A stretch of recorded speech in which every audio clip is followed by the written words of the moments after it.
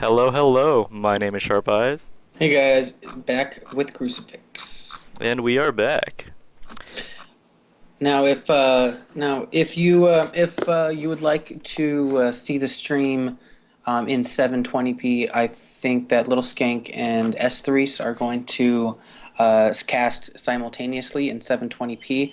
One thing I'm not sure about is Sharp Eyes. There's not going to be a problem with that many people spectating the game at once, is there? Absolutely not.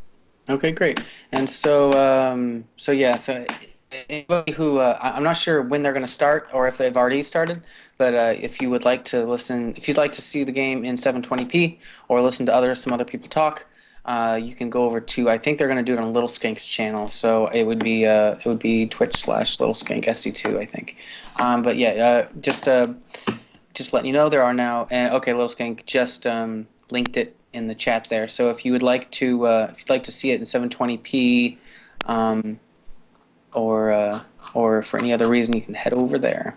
But meanwhile, we're going to continue the cast, and it is looking like I still haven't gotten a game invite. Have we decided who's going to play next?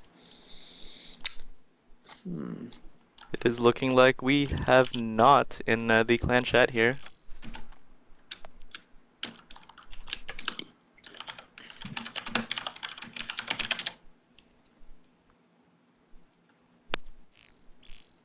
Looks like Spork did leave the party, or at least the one that I was in.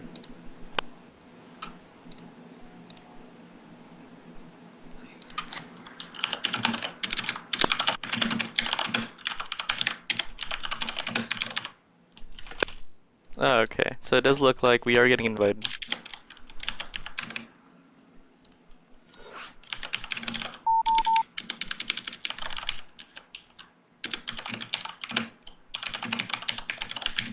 So now it looks like we are all in here.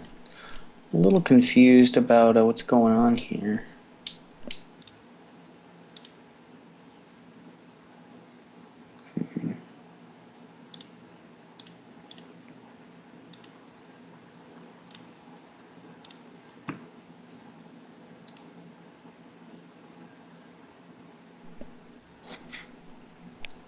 So it looks like we're waiting on ESS Thrice.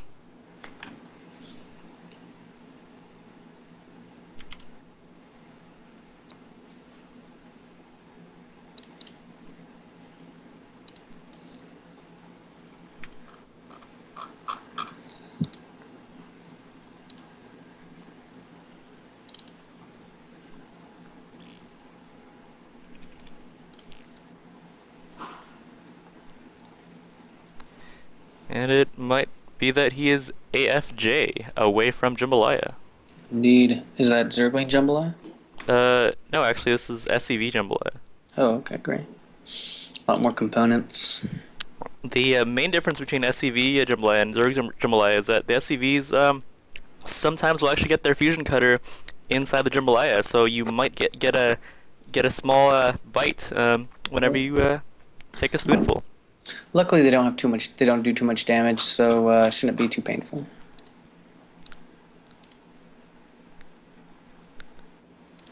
And we are still waiting on S Thrice. Now, Chrisfix, do you know S Thrice? Do not. I know that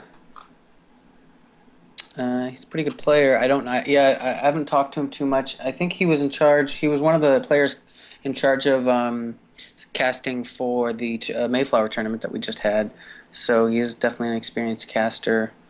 I'm still trying to figure out what's going on with the with the party for the competition. I am actually a a contender as well as a caster, but hopefully Sport can just clean this tournament up. I'm trying to figure out what's going on And here. he is setting up the stream.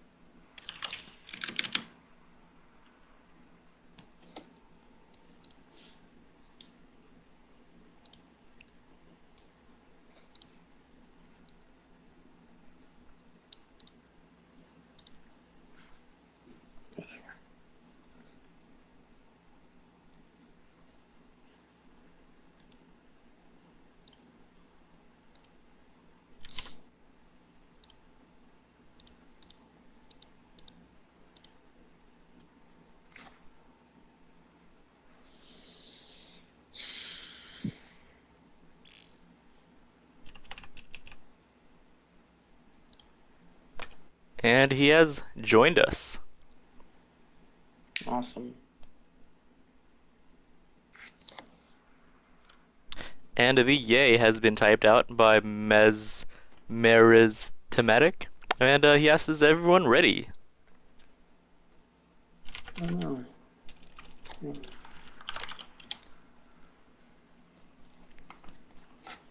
And yeses all around, as the game should be starting at any moment now. We haven't heard from Hippie, and we haven't heard from Ronan. Ronan being the most important one there. Looking like oHHo Kingslayer has gone online. Okay, he is ready. So the only person that we haven't heard from right now is Hippie Corpo. Looks like we have now heard from him.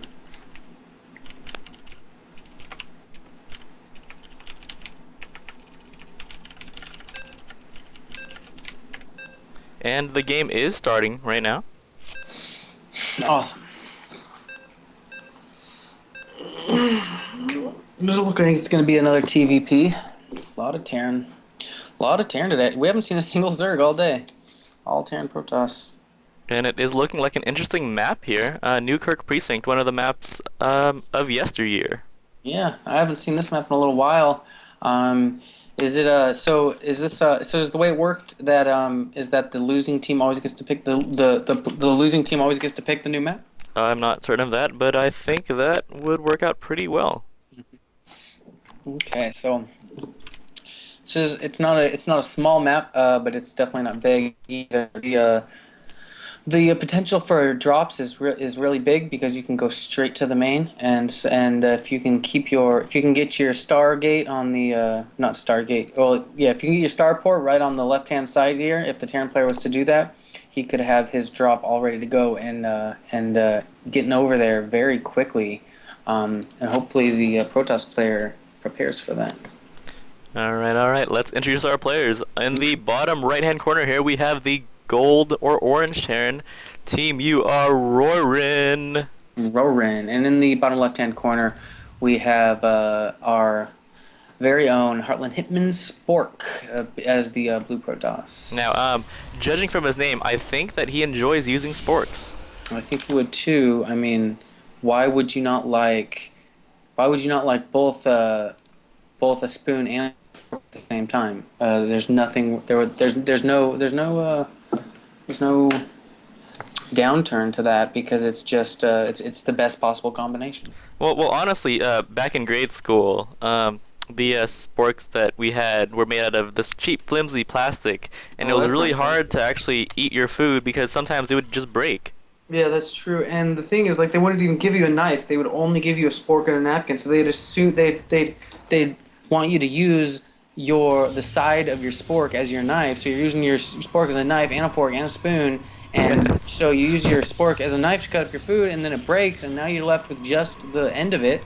And so you're trying to like hold it by the end to scoop up your soup and stuff and stick stuff with the fork end, and everything's just getting all over the place, and it just wasn't any good at all. But if you have a nice, high quality stainless steel spork, it's about the best thing you can have. Absolutely. Looking at the Terran player now, we do see that a very interesting supply depot placement as he opted to pre-build a supply depot and leave it at 10%, and then leave his SCV, and then finish it after his second supply depot is complete. So yeah, very interesting play. I've done that before. If I don't want to get scouted, or I definitely just want to get that wall off as fast as possible, I'll send an SCV over there, build the supply depot for a second, and then go back to building my barracks or something like that. So that way I can't. My wall is up before it rather would be, and it is looking like we're seeing the reactor right after the first Marine comes out, which is play that I have definitely, which is very risky, but it's good play because it allows you to get the maximum number of Reapers or Marines out at a time very early in the game. Meanwhile, he is going to build his factory as soon as he was at 100 gas there. Probably going to go for some sort of early drop play, or just maybe some very early aggression. Meanwhile, at the Protoss player, what's going on over here, Sherpas? It looks like an SCV will be poking and prodding at these probes.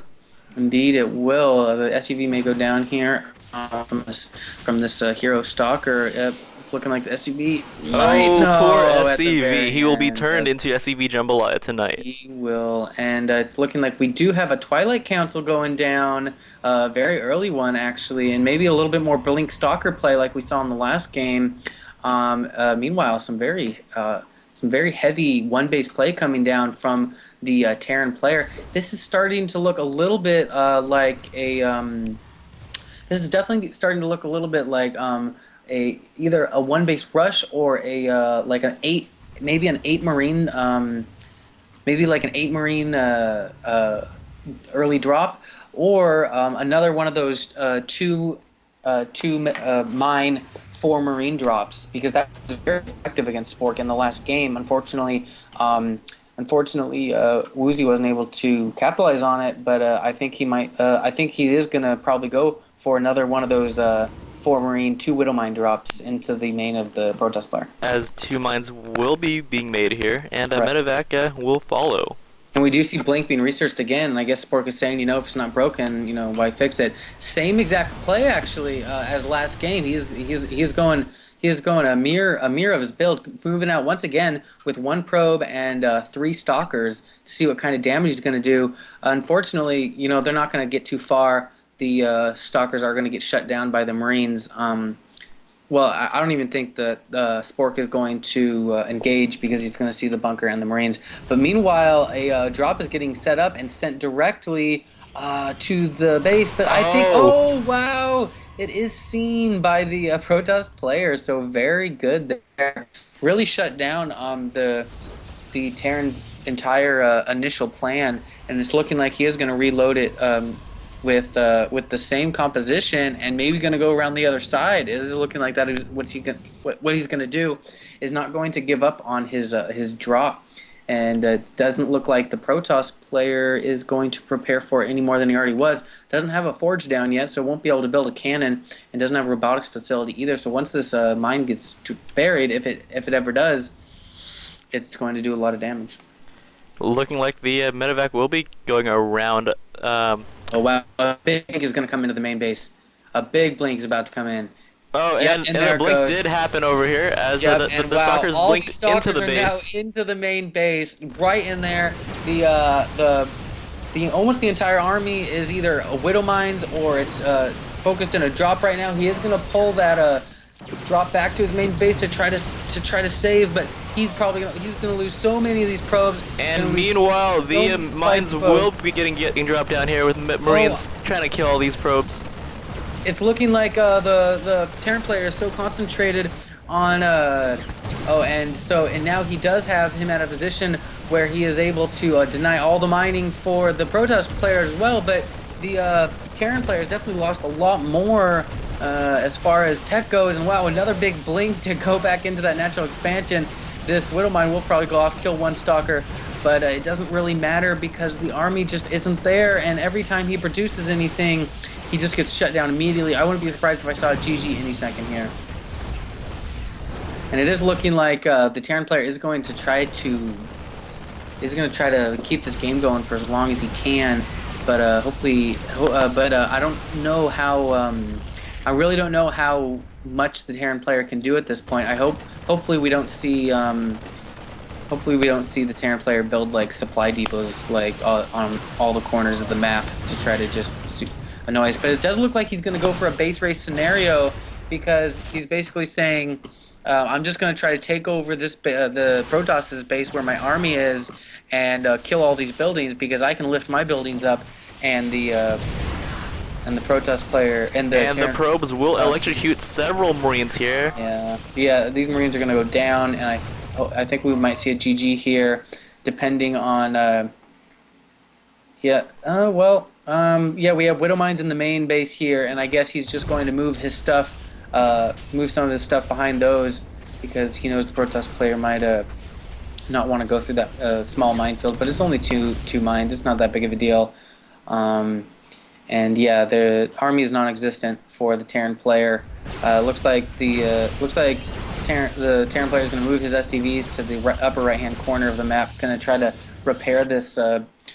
He's going to try to repair this command center before it explodes. Let's see if will he get it? I think he might. Yeah, he will get it.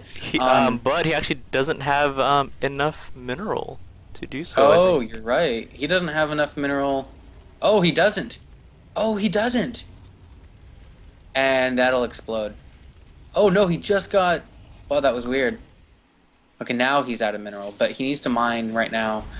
I don't think he. Oh, now he's And it caught on attacking it. fire yet again. Now he's attacking it. Oh, will he recognize this before It it's is too late? actually going down in health right now because his probes are attacking his command center. And it is looking like these stalkers will make short work of this starport over here. That's GG. And there is the GG by Orange. Yeah. See, I think some people don't know it takes minerals to repair, but yeah, I think he didn't understand what was going on. Ended up right clicking and just started attacking his own command Poor center. command center getting wiped out by friendlies. By his only friendlies on the field. So it's another good game by Spork. And yeah, that's how many players is that down now? I think that's one, two, three players from the other team, or four. I think that might be four. And if that's the case, there's only one more player left.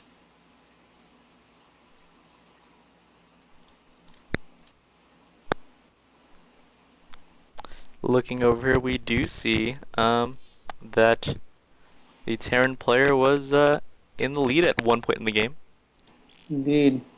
Yeah, I mean, this is kind of how, I mean, that's kind of how Sporks, that's kind of how these games have been handling this entire time is the Terran player will be in the lead for a majority of the game, and then all of a sudden, bad engagement or a Spork will do something that surprises him, like that blink play, and that lead slips away immediately. So, really good play by Spork.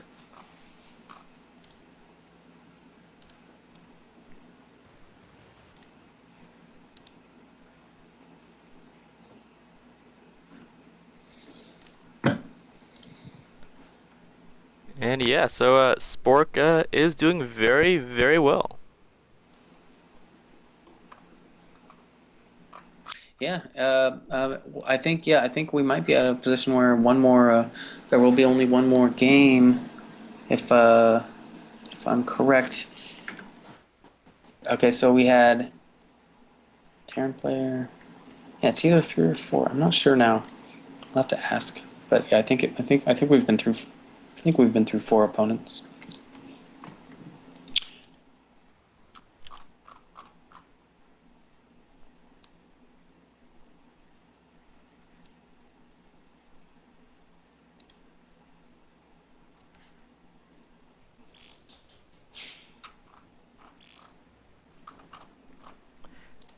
Who will be playing next? Oh no.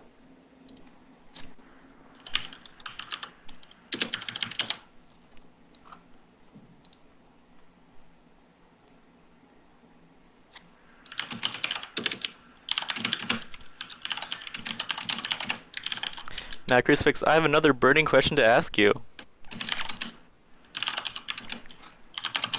What's that? Why do you like typing so much? I'm trying to figure this out. Personally, I love typing because it allows me to put things into words.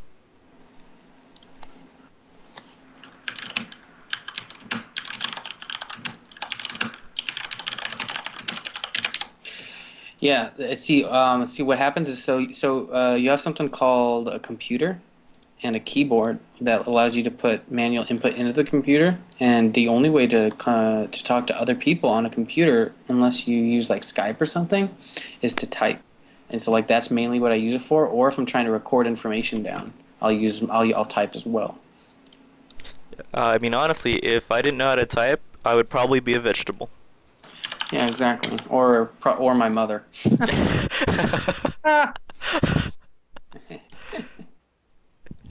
So yeah, I think they're gonna figure out who's gonna play next. Now I'm not sure how the rules work. If, if we if someone gets beaten, they can't come back, right? That's it for them. They have to pick somebody else out of their team.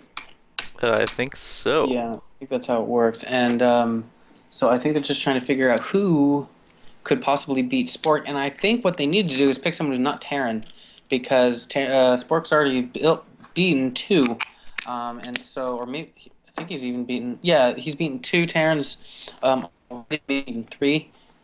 Man, I cannot keep track of how many people have played this game, but yeah, two or three. But I would say maybe send another Protoss or even a Zerg in if they have one. Absolutely. I mean, we actually have not seen a Zerg player in Hmm? this tournament at all. Need to throw you in there, Sharp Eyes. That would be pretty unfair, actually, as this is a bronze, silver, gold That's true, tournament and sponsored by our very own Heartland Hitman. true, and not many people know this, but Sharp Eyes is actually there is a level below bronze that they have invented recently just for Sharp Eyes. It's called Fart League, and that's what Sharp Eyes is in because of how terrible he is. I am Unfortunately. known for my excessive flatulence. Okay. Okay, that was one of the worst jokes I've ever made. I apologize to all our viewers. But anyways, I think we're gonna start this next game up. I'll be right back. If they ask if I'm ready, just tell them I'm ready. Alright, so it does look like 2 from HH and 3 from UR, according to our um, very own Celebrial.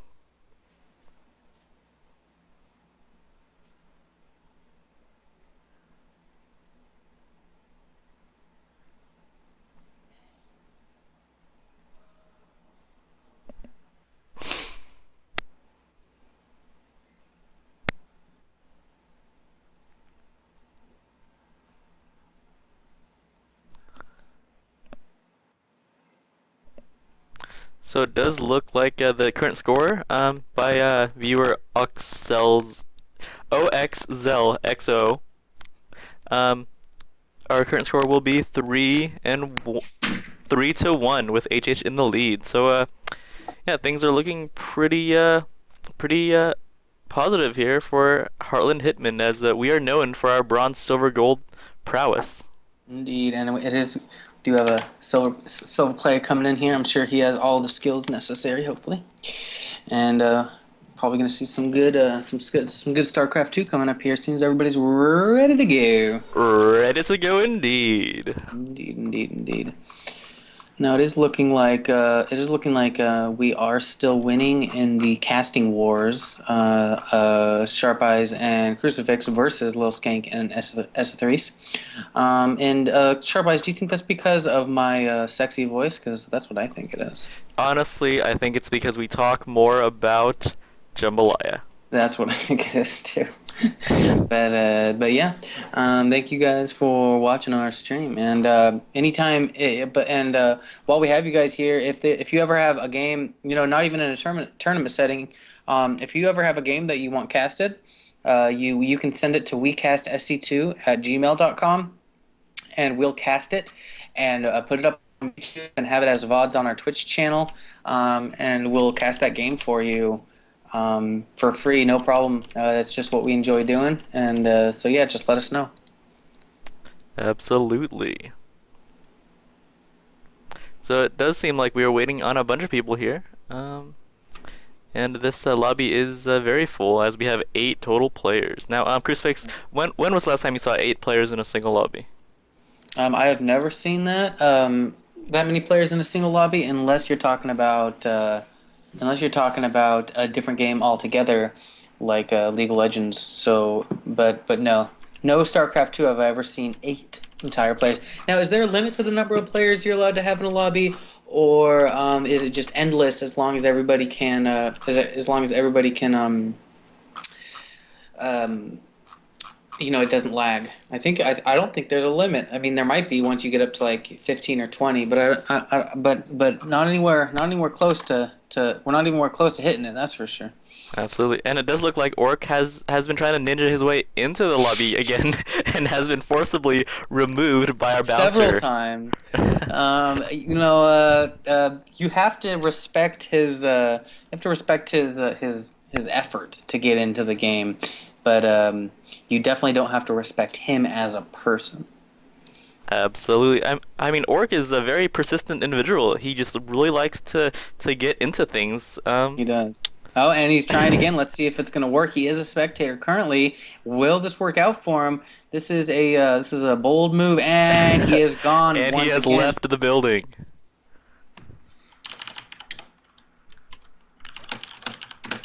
And it does look like Wizard is trying to talk a little bit of smack here. Why would anyone want these guys to cast their games? They can barely operate the observer. They miss so much stuff. Well, Wizard, first of all, you have a really good name. I really like your name. It makes so much sense. Second of all, if you would enjoy a different cast, you can go to Little Skank's channel. Him and you and him can talk about the names you chose, and you can have fun over there. Meanwhile, we're gonna keep casting for free for you guys. So let's see. We do have the game hopefully going to start sometime soon here. Now, actually, we are charging for this cast. We are charging every one of you $2,500 per minute. It's already been taken out of your bank account, so you don't even have to worry about that. It happens immediately once you sign into Twitch, so you don't have to worry about giving us your credit card numbers because we already have them, and we'll be using them later for porn subscriptions. Which website would you subscribe to, Crucifix? Orc has been removed. Goodhousekeeping.com. It's my favorite non-pornographic website to masturbate to. Very interesting. As my personal preference would be whitehouse.com. Oh wow, that's sounds pretty good. And Spork has questioned, how does Orc keep getting in? Orc is truly a ninja. He is, and it is a mystery upon a mystery on how he gets into the game. And Hippie Corp just called him a DICK. Which stands for a dude I can't karate chop. That actually has an extra C at the end. Karate chop's one word, or hyphenated. That's what I've decided. Oh, it is a Zerg player, so we do get to see a little Z action, which is nice. A little P on Z action. A little P on Z, if you know what I mean. So it actually does look like our Zerg player here is a silver player. Very very interesting choice here. Indeed, they are. Alright, so spawning in the lower right-hand corner, we do have our Silver Zerg. Team UR, Nabilister. Nabilister. And in the top left-hand corner for the third or fourth game in the row, we have... our very own Heartland Hitman's Spork. Very nice, very nice. Sorry, I was reading their conversation that they were having here. It looks like Spork does not want the Zerg player to build queens. He says, "Pro tip: don't build queens." And Nabilster says, "Didn't know that. Thanks." Tongue out face. And Spork says, "Tongue out face." And overlords are OP. Build 1,000 of them. No, so it doesn't look like the best. Yes. When was the last time you saw a tongue out face in real life? See, it's like no one ever actually replies with the tongue out face. When somebody says something cheeky, you never stick your tongue out at them because that's just not what people do. But on the internet, that's a very cool thing to do. Now we do have some very nice banter. Now, Sharp Eyes, do you think that was good advice to build 1,000 overlords and no queens, or do you think that Spork was being facetious? He was definitely not being facetious, being completely serious. Indeed, and building 1,000 overlords can work if you build 1,000 of them, take them over to your enemy's main base, make it so he can't see anything, and then just run a bunch of Bailings and Lings in there and stuff and just ruin everything. But that would cost a bunch of minerals, something that the Zerg does not have right now. It does have 300 minerals, which is enough to build roughly 1,000 overlords. Roughly, indeed. Very, very roughly, give or take, like 1,000. And it does look like Zerg will be going pool first, then hatch, which is very common in ZVP, as pretty much the Zerg player doesn't want the Protoss to cannon rush. And And going hatch first is pretty much asking to get cannon rushed. Now, getting a double gas right after your hatch here, does that oh, and he does cancel to get that little extra supply. Nice little trick that the Zergs can do. And so getting this extractor here, do you think that there's going to be some roach play, or do you think he's going to get his 100 gas, research his speed, and then get his probes out of that extractor? Only time will tell. I mean, honestly, the Zerg is free to go both routes at this point. Indeed. Now, do you think that the Protoss player should have gone for Nexuses first, or do you think it's a good idea that he's chosen to build anything other than Nexuses? To be honest, I really like the fact... Uh-oh, Meristematic, what are you doing? What is he doing right now? He's, What is Meristematic doing? I don't know. Spork says, lol, oops. And Nablaster with the no. You can blame it on me. So it does look like Meristematic will be dropping out of this game. And things are very unfortunate as he is one of the observers. Now that is the risk that is the risk that happens. A risk that happens when you have 8 observers is that one of them is going to disconnect. So it looks like he's just going to time out, and we'll continue with this game. And Acoustics will be calling him Sprock. Sprock. Which is short for Sprock Obama. Sproxogusu, Van Maris couldn't handle it. So some good English coming out of Crucifix right now. Very proper.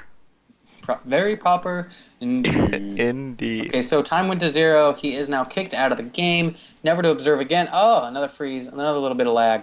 But now we are getting going as the game shudders from the loss of our good man, Maris. Looked like a little bit more lag as he is. He came back he's at the last still in the second game. somehow? He is holding on for dear life to stay in this game right now. I don't know. I don't even know how this is happening. It's looking like the game is trying to add him back in. It is looking like if you look at the if you look at the view tab, you can look at just Meristematic's view, and he is looking like he's still in the game. So I don't know. But in any case, it's looking like we do have a probe going down to the lower left-hand corner. Probably going to build a proxy pylon down there, or maybe he's just going to scout for a third base. Meanwhile, we have 3 more gateways going down for the Protoss player. And if you guys is this a 4-gate? Yes. If you guys didn't know already, this build popularized back in Wings of Liberty is one of the go-to builds for lower league players, as it is extremely potent at destroying 1-basers and 2-basers. Yeah, it looks like Spork is going to try to get this. He's going to try to get this game done early, going with the all infamous 4-gate build. Now, the Zerg player could send his Overlord in here to see what's going on, but I don't know if it's going to be a little too late by the time it happens. These now are all warp gates, and where is he warping these in? It's looking like the Zerglings do now know about that there is a significant force on the field. I don't know if he knows about how significant. It looks like the forces are going to be warped in at the lower left-hand corner here, and they're going to go ahead and move in very soon. We have several aggressive pylons placed. Meanwhile, we have we have a Zergling run by coming into the base of the Protoss with no army back there to handle it. But meanwhile, Spork just puts all of his probes on attack command and is going to end up killing all of those Zerglings. And it does look like the Protoss army will be moving in here with these spines trying to defend here. Lings are slowly chipping away at the Stalkers. The Stalkers are not amazing against Zerglings, and 3 Spine Crawlers are nothing to laugh your hat at. Sharp Eyes, how do you laugh a hat? And it's looking like the Zerglings will make another run-in, getting a really good surround on one of those Stalkers and a Zealot. I think this 4-gate has all but been shut down, especially with all these additional Lings on the field. This might be very good for the Zerg player here. Going back to the units kill tab, we do see that 7 probes were eliminated from the battlefield here, as that Ling run by did a pretty good job. Yeah, I mean, honestly, I feel like the small 7 Ling run by did more. Oh, wow, and we do have another Ling run by going straight into the base, And I think this might be very hard for the Protoss player to recover from. The attack command from the probes is not going to do it this time. He is going to need to get an army in his base and save those probes, which is not going to happen, and they are all going to die. It's looking like the Protoss player is now at 16, 13, 11 supply to 42, 9 supply to 42. GG from Spork. And there What is a the crazy GG. game. Team Wow, I UR did not expect Nabalister that at all. takes this one. He does, and very good defense of that 4-gate by the Zerg player. Yeah, so the trade-off of the 4-gate is that the timing's really good, but if you're facing a 2-basing Zerg and the attack fails, well, you're in a really, really bad situation. You have to do the damage immediately, because once you don't do the damage and you stand back, the Zerg player can mass whatever he needs to defend it and build more spine crawlers. And once it's fended off, you're basically dead, as long as he puts the pressure on that he needs.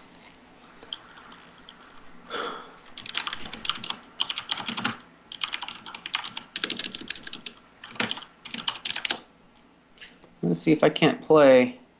Let's see if we have somebody else playing.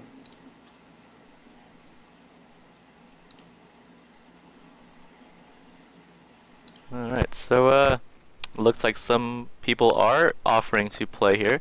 Will our very good friend Crucifix be offered a spot?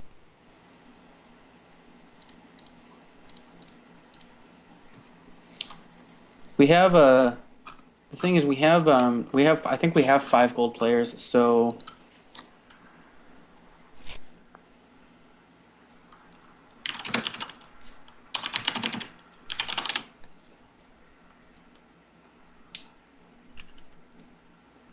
And it looks like ESS Thrice is wanting to play here, but he is platinum, which could be okay, I'm breaking playing. the Okay, rules. sweet, I'm playing. Okay.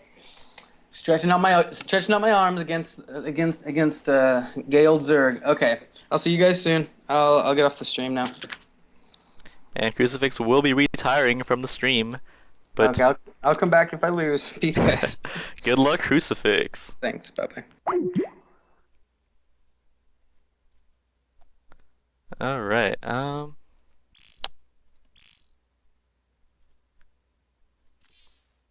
1 second here.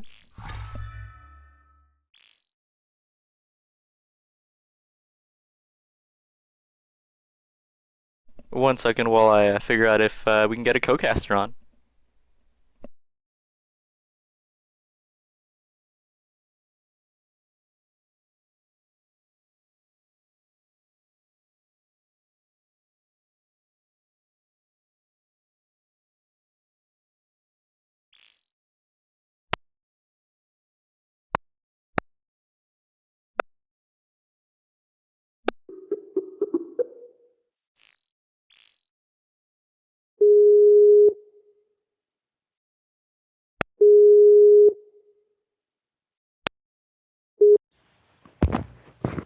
Hello, hello.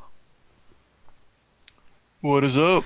All right. This is our very good friend Orc here. Orc, how's it going? Pretty good. Having some troubles with the clan war, but I got everything straightened out. So, Alright. it's all good. All right. So yeah, Orc, you will be helping us cast this next match here, featuring our very own Crucifix. Now, It should be pretty awesome. now, Orc, do you think Crucifix is a very solid Terran player? Yeah, he's pretty good. He should be moving up to platinum relatively soon. All right, all right. Go, go, Charles, says Orc. And Hippie Corporal says, okay.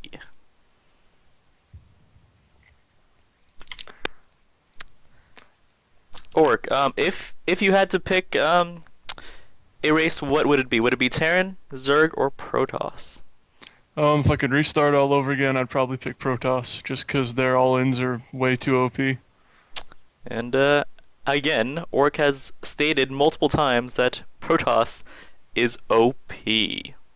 Indeed. OP indeed. All right, and it does look like this game will be trying to get set up here.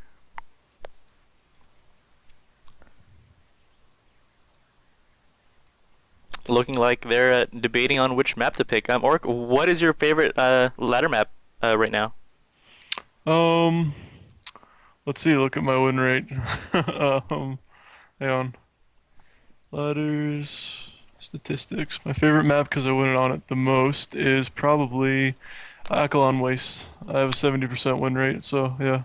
That is actually very high. So that map. Now, do you ever get bored of the desert atmosphere on that map? No, not really. I don't know. It's such a good map. It kind of like you can't really get bored. So, unlike the other one, what is it called? I can't really look it up, but the one with the little passageway, that one's really shitty. I believe Yeah. you're talking about Clontis Mire, Yep, that one. the worst map in the world. It takes a lot for me to veto a map, and that's one of the ones I veto. So, yeah. Now, why do you think that that map is so bad? Because personally, I hate it, but I just can't put my finger down on why I hate it so much. Well, the little narrow passageway is like, I don't know, the rush distance is way too short, and then as me being a Terran player, you really can't hold off all-ins from Zerg and Protoss, because there's too many openings to your natural, and right at the bottom where you put your natural is your ramp. So that's two reasons why it sucks. Absolutely, and it actually does look like our viewer Wizard is back again, talking a little bit more smack.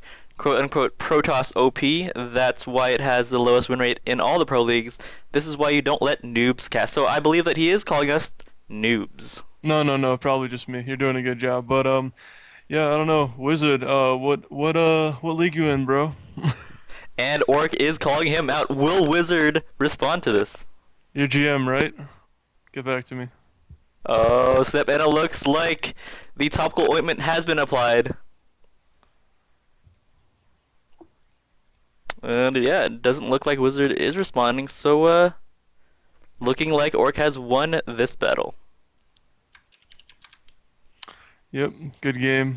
Well played. A good game indeed. As a very short but sweet player versus player.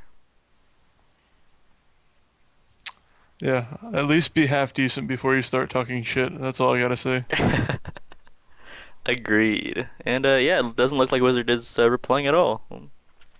Must be scared. I don't know. But yeah, it's a good way to be a dick in chat. That's cool. Maybe he has issues. I don't know.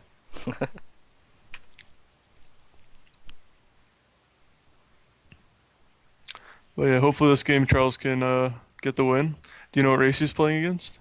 Let's see. Well, if I'm not mistaken, the winner of last game was Zerg, so it looks like a TVZ, one of my personal most hated matchups, as I can't really beat those Widow Mines. Yeah, Widow Mines are pretty hard to stop. But yeah, we'll see what happens this game. I don't think they're OP. They do a lot of damage though, but yeah, you have burrowed banelings as Zerg, so I mean, they're pretty good too. Right, so it does look like one Smithens is coming to Wizard's defense. He says Wizard is one of our best Protosses, and you are not being mature either. Very interesting. Yep, very interesting. Orc, do you have a reply to that? Yeah, I'd like to see his account. That's pretty much all I'm gonna say.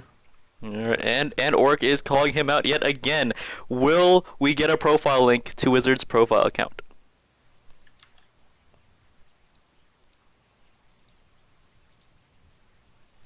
Looking like some major drama going on here, as it is Orc versus Wizard in an epic player versus player matchup. Pretty much.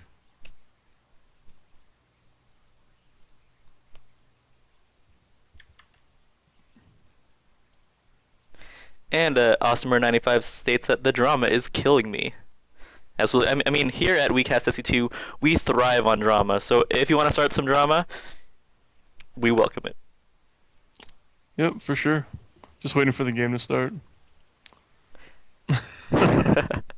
That's a funny link.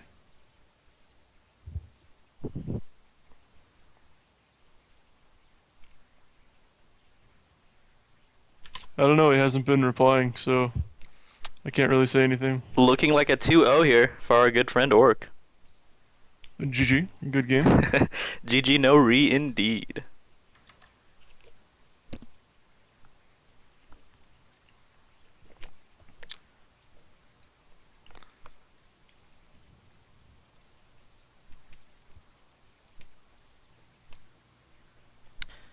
The burning question of the moment is when is this game gonna get started? As seems like there's lots of chatter going on, but no actual gameplay. Wait, is Zell talking to me, someone in the clan war, or a wizard? Um, Zell is actually an oHo member, so I would assume that he's actually coming to your defense. I don't know. Yeah, I know who he is, and I've seen his stream. Oh, okay. And Smithen says PvT is easy as hell. Now, how easy is hell, Orc? Would you care to elaborate? How easy is what? How easy is hell? Because apparently, Hell's yeah, he pretty said it's pretty easy. easy. You know, it's not where you want to be. I don't want to go into religion too much in this cast. You know, because very touchy subject to some people. So yeah. So yeah, it is pretty easy, I guess. Right, going back to the cast, we do see that I'm getting a game invite here. Will Orc be able to join this time and stay in the lobby? We'll have to find out. Here we go. All right, what's your percentage that'll get kicked? Let's see. Wait for it.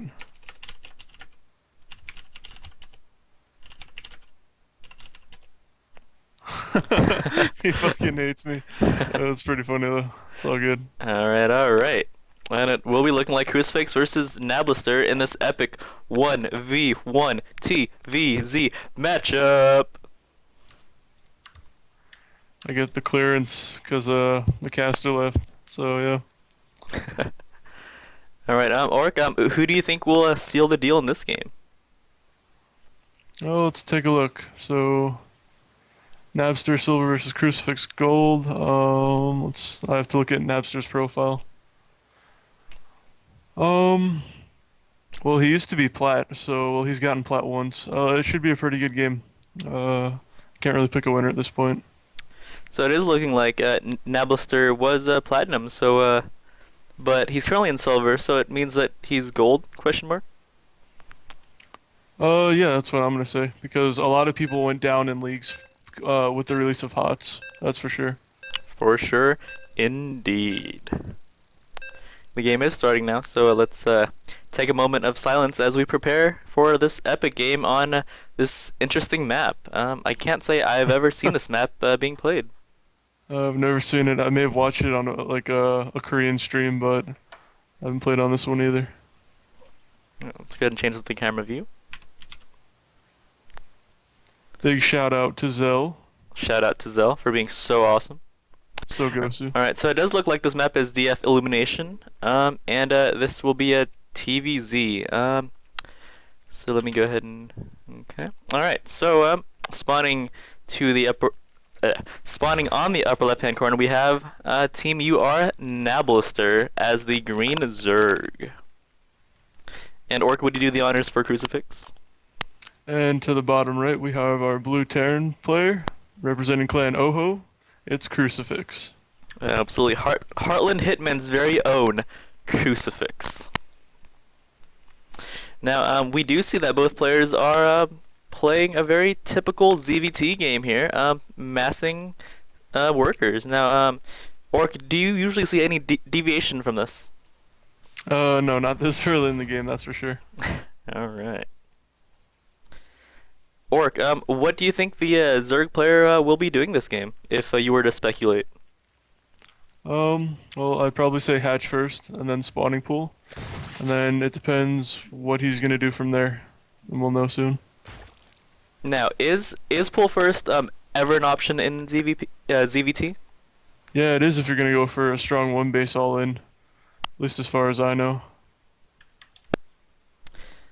It is looking like there are some colorful squares on this map. I actually like this map design quite a bit.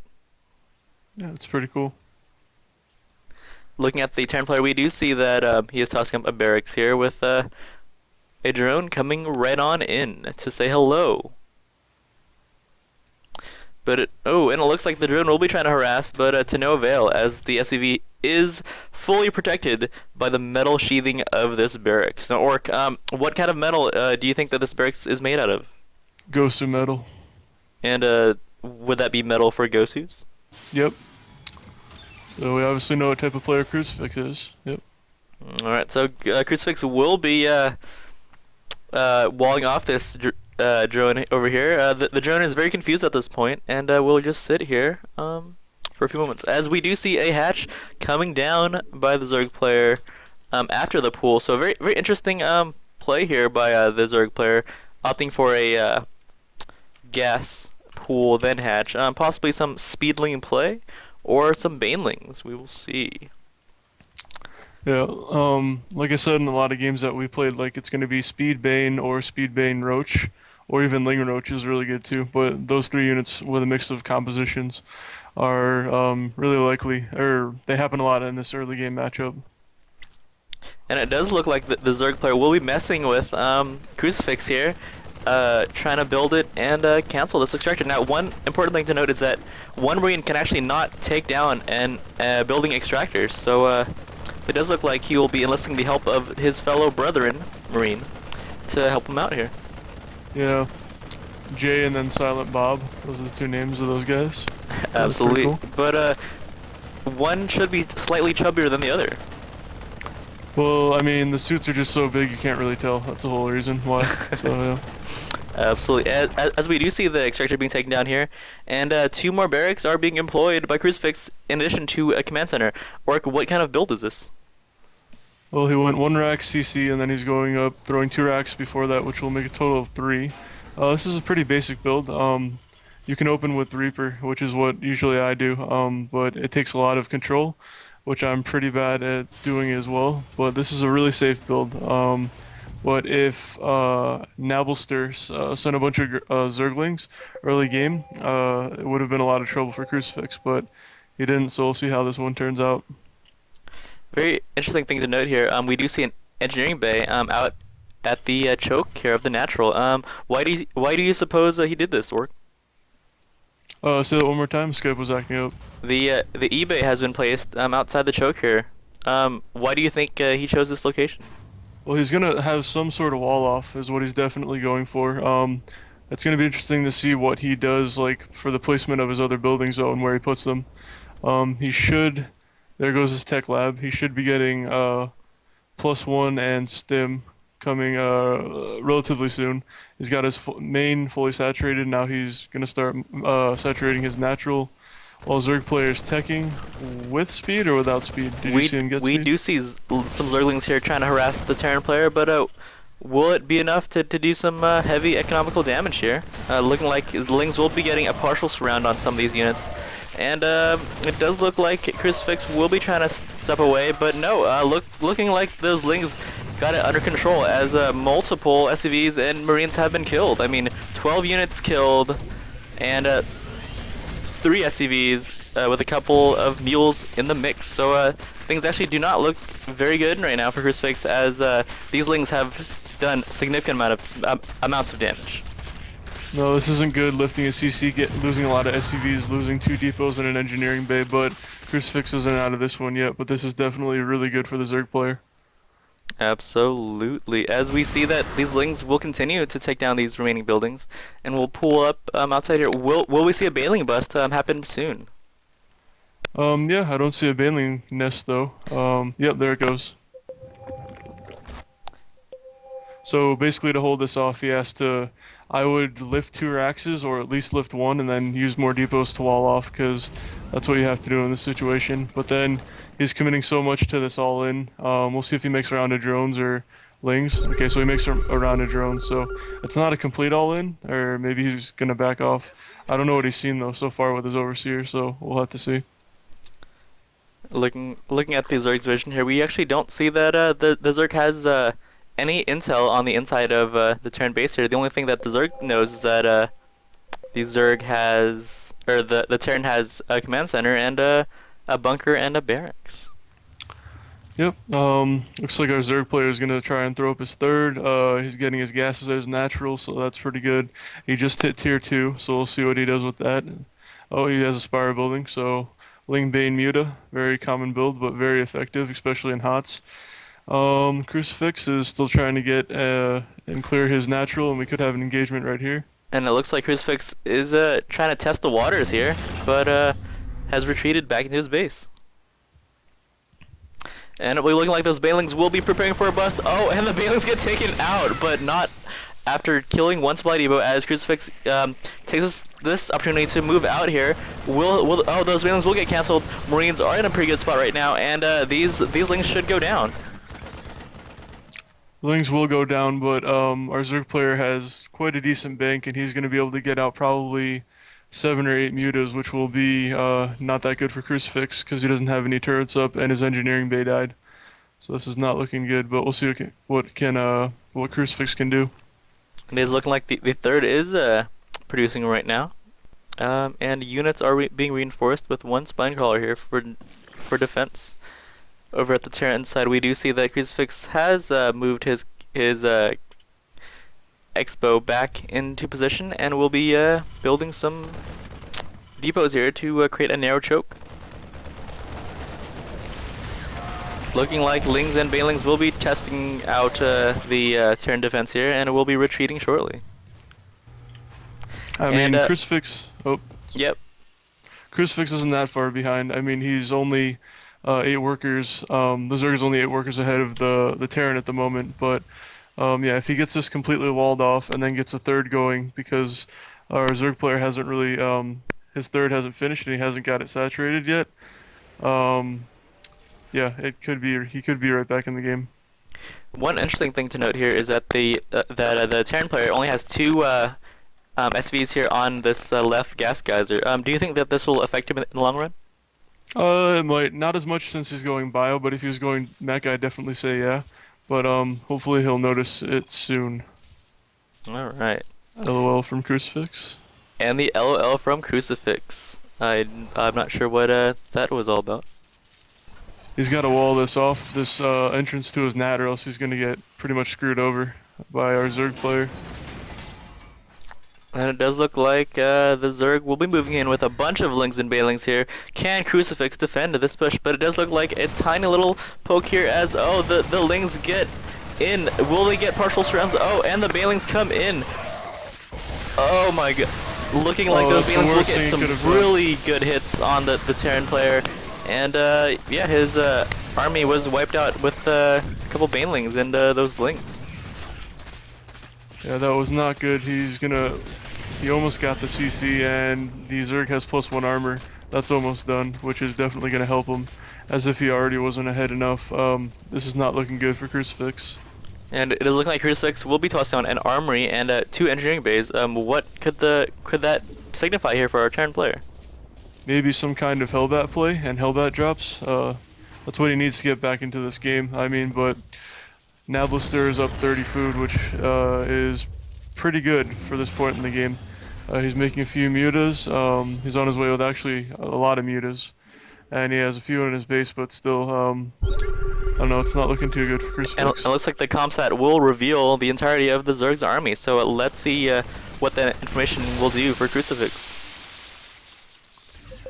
Yeah, he's poking with some Banelings. Yeah, but the Zerg player just keeps making drones behind this, so he's playing really smart. Crucifix is playing fairly well, too. He just needed to wall off, and he would have been fine. And it looks like some Banelings will be burrowing here, probably hoping to catch Crucifix's army off guard. Yep, burrowed Banelings are pretty good. I don't know, basically the equivalent to a Widowmine, except a little bit worse.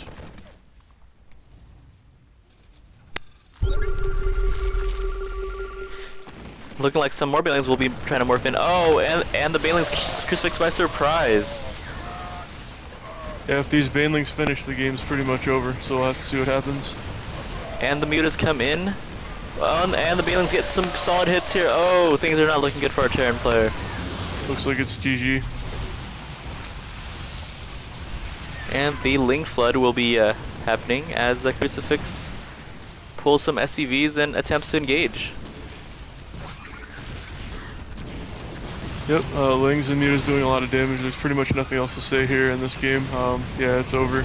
I mean, the Zerg can just throw away his whole army and then remax. Ling, Baneling, Muta. Very volatile composition. Pretty good. And there is the capital GG by Crucifix. And victory goes to Nablister. Well played, well played. Yep, it's amazing how unforgiving one small mistake is in this game. Absolutely. I mean, the Zerg just kept on denying Crucifix's Expo while expanding behind it, and that was the nail in the coffin for our Terran player.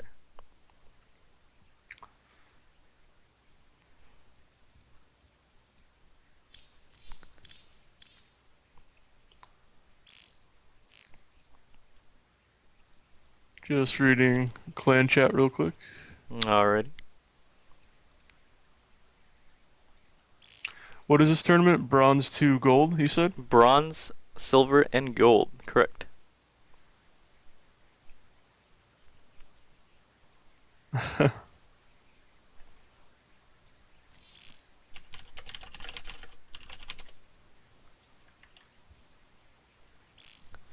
So, what is the current score? Does anyone know? I think it is 3-2 or 3-1. 3-1, I think. 3-1 indeed. Reading chat, Smithies, what is... I'm curious here. What is Wizard's, character code and name in SC2?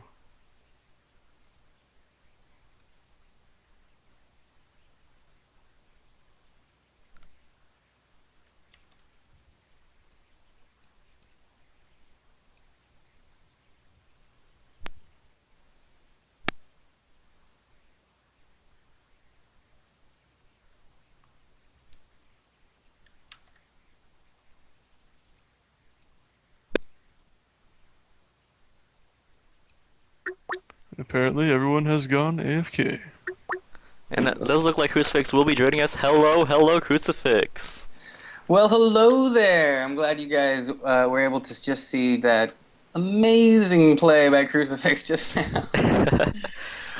Okay, now I will say that putting an engineering bay in your natural wall instead of a bunker is not the best idea, and you would think, hey, why would anyone ever do that? Well, guess what? I don't know, because it was an accident. So that was pretty embarrassing. But you know, shit happens. Now, I'm not going to say that the other player was bad. Actually, what I'm going to say is that he was the best silver player I think I have ever played.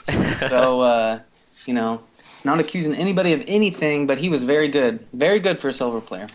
I don't know. No. It was a good win for him. A few mistakes by you, but I'll have to. That's I have to talk. I have to basically talk to that. Yeah, he was previously plat, so I don't really know what's up with that either. But that's what I was. That's kind of what I was thinking. I mean, he played like a platinum player, or at least I didn't see it from your guys' end. So maybe he didn't expand, and that all the army units he had were what I ever saw. But he beat me quite soundly. That's for sure. Okay, so let's see here. I wanted to pull back up the Twitch page. What is the clan name that we're versing?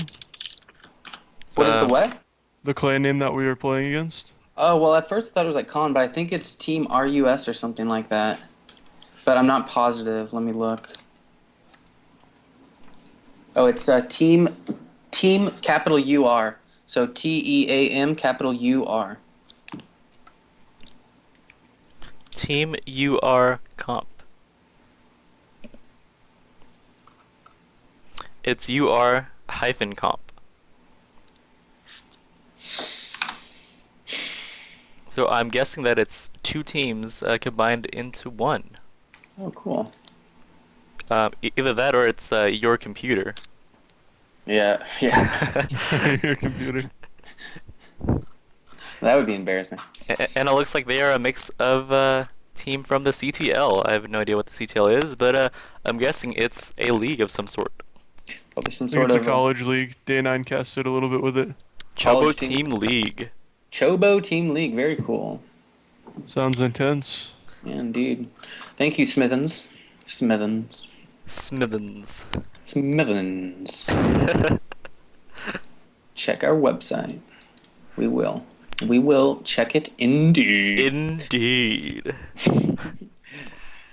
Now, I am going to go ahead and have to go back and check out the casts from that game because I think that they're going to be hilarious. I'm very excited for that future endeavor of mine.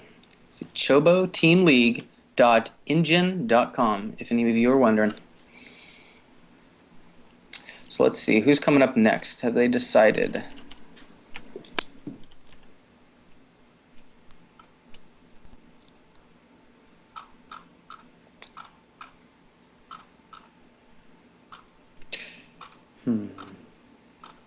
He did a really good job. The probe harass was good. I don't think it didn't actually put me behind when he did that to my refinery because I didn't want to put I put a double gas on at 5 and I was able to kill it before 5 minutes, but I thought that his probe harass was pretty good in general. Yeah, he was a really good silver player. Very, very good.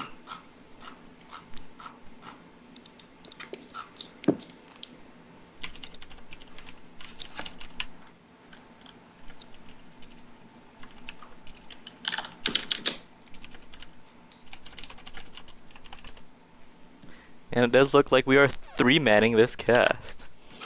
Pro. I was just going to say indeed, so if you were going to say something better than that, Orc, I would suggest it. Go Sid. Indeed. So yeah, it does look like let's see. It does look like we were waiting on the next player. So what kind of matchup are we expecting here, Crucifix? I think Versus doing it. Versus. But I'm not positive.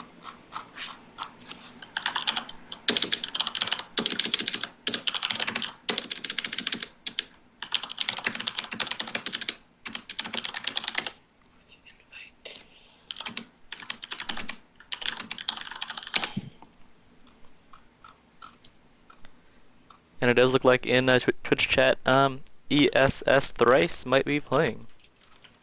Oh, Thrice is going to do it? Okay. Because I know, yeah, S. Thrice really wanted to play, and he's very good. S. Thrice is very good. And so is Hippie Corpo, actually. Hippie Corpo destroyed me in the Mayflower tournament, just absolutely stomped me. And I do think I've gotten a little bit better since the tournament, but he's a very good player as well. So I think if S. Thrice doesn't win, and we're in a tie scenario, we're probably going to have him play. Or I know that Versus also wants to play. So that's the two coming up from our end, I think. And then as far as the other team goes, I think they're just going to stick with their all-time best silver player. Is there any way we can get an invite into the Comp Clan channel? Com Clan. The I see what you're UR saying. comp. Oh, do they have? Are they casting as well? Because I don't think they are. I think only we are. Or do you mean the channel, as in like their chat channel, like on StarCraft? Yeah, their clan channel. Oh, I don't know about that. They're going over strategies. It's top secret. You could ninja your way in there just like you ninja'd your way into the game. That's what I would recommend.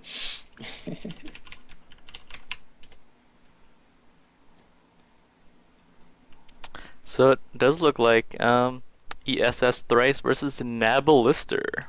Nabilster. So North American Blister. North American Blister. Oh. Well, it is BIL, isn't it? So it's Bilster? Bilster. Nabilister. What is Nabilster? Nabilister. It's kind of like Nabisco, except way different letters.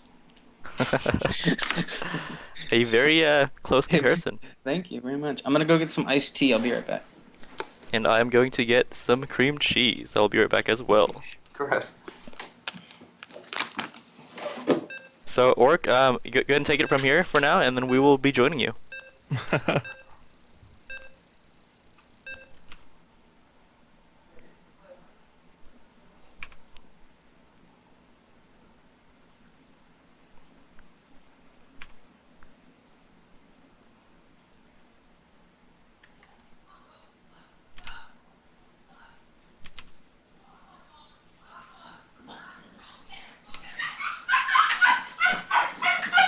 Hurry, Clifford!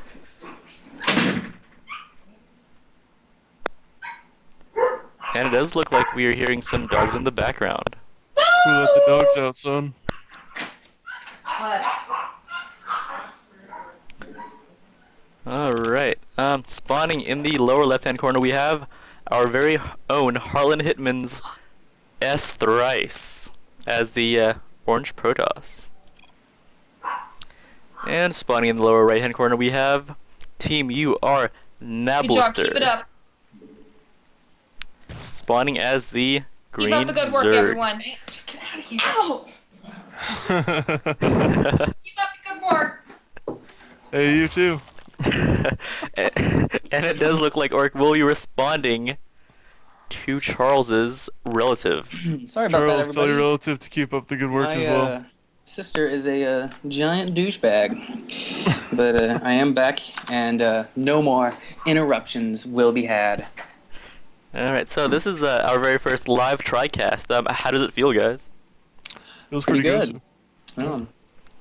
Now the problem is, Orc is such a better caster than me that I'm a little afraid that he's slowly but surely going to just take over until WeCastSC2 is just you and him. But while that's not happening, I mean, for right now, I can just enjoy it. Yep. Well, it's not gonna happen though because you guys are the two best casters we got in the clan. So There you go. That's and what then I once the like to money hear. starts rolling in, I'm gonna donate all of it. So We're gonna One pretend like penny at a time. we don't even know you anymore, Orc. I'm sorry. We're just that kind of people. We're the kind of people who, once we get a teeny bit of money, we pretend like we're better than everyone. So, oh, okay. no, just Sounds kidding. pretty terrible. Yeah, we would never do that, and we love you forever. Now, let's see. Now, I was thinking instead of watching the game right from StarCraft, where I'm as up to date as possible, I'm going to watch it on the Twitch stream so that I'm always commenting on something that happened a little bit ago. How does that sound? That sounds absolutely terrible. We do see a Forge going down for the Protoss player, so I think it's going to be a Forge Fast expand. Forge Fast Expand, indeed. We do have a hatch after pool or before pool from the Zerg player. Pretty bold pretty bold by the Protoss, or was it afterwards? Did you see?